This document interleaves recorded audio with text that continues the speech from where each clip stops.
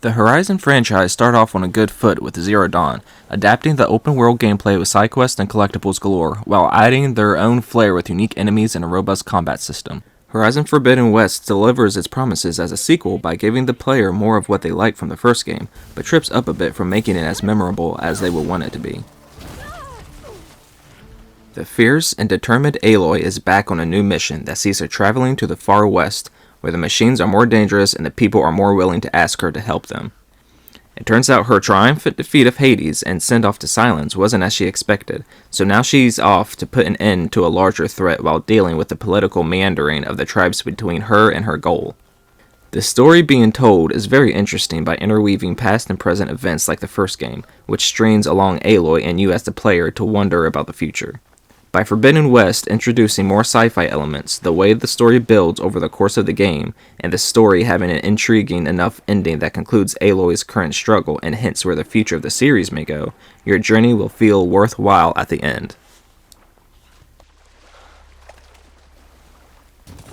The game starts off incredibly slow with Aloy off on her own individual mission before meeting up with old friends.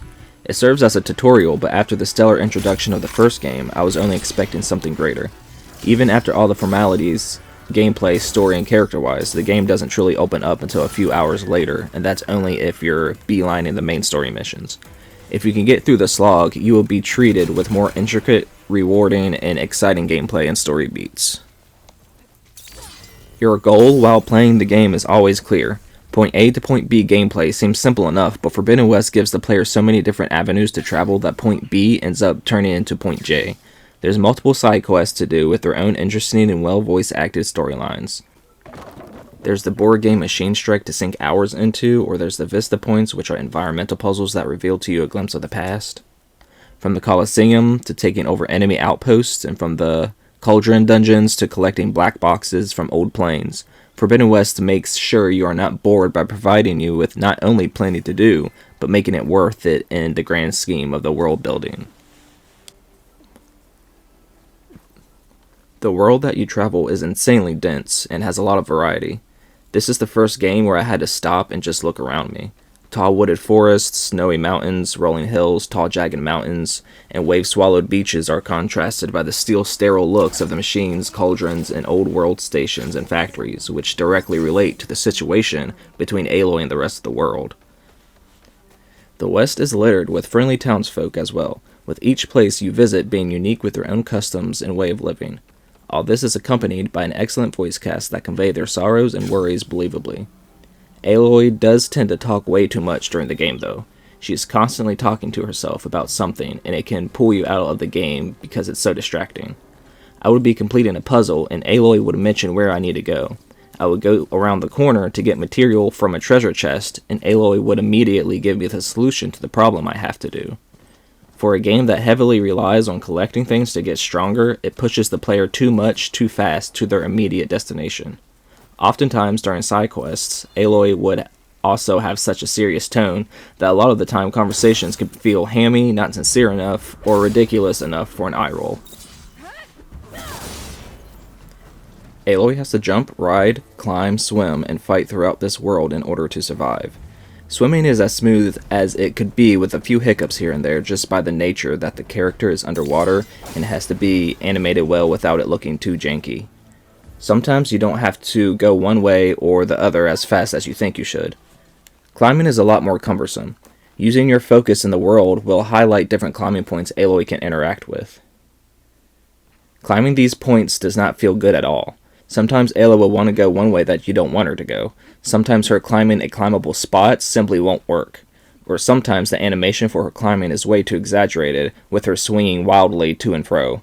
Even when it does work, the climbing is too slow with Aloy jumping from spot to spot, sometimes coming to a complete stop before making another leap.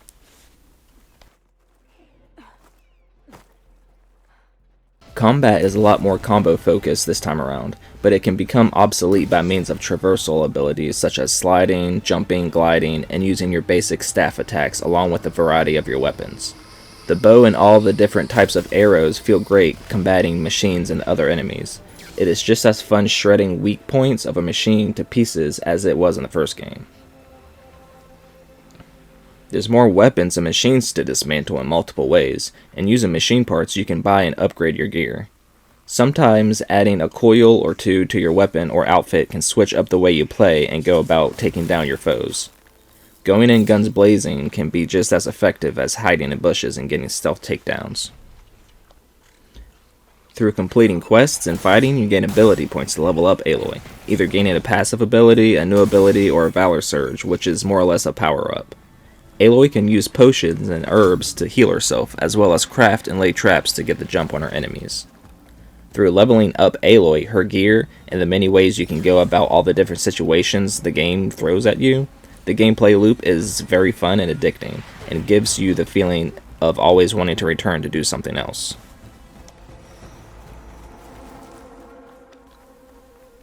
Horizon Forbidden West as a sequel does a lot right, but its shortcomings are enough to bring it down a few notches.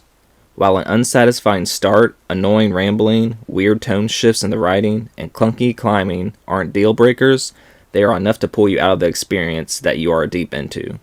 Horizon Forbidden West is still an amazing and unique world that you can't find anywhere else, with addicting gameplay and a story that will keep you guessing. It's a sequel that's done well and that has me waiting for the next installment of this epic tale. I give Horizon Forbidden West an 8 out of 10.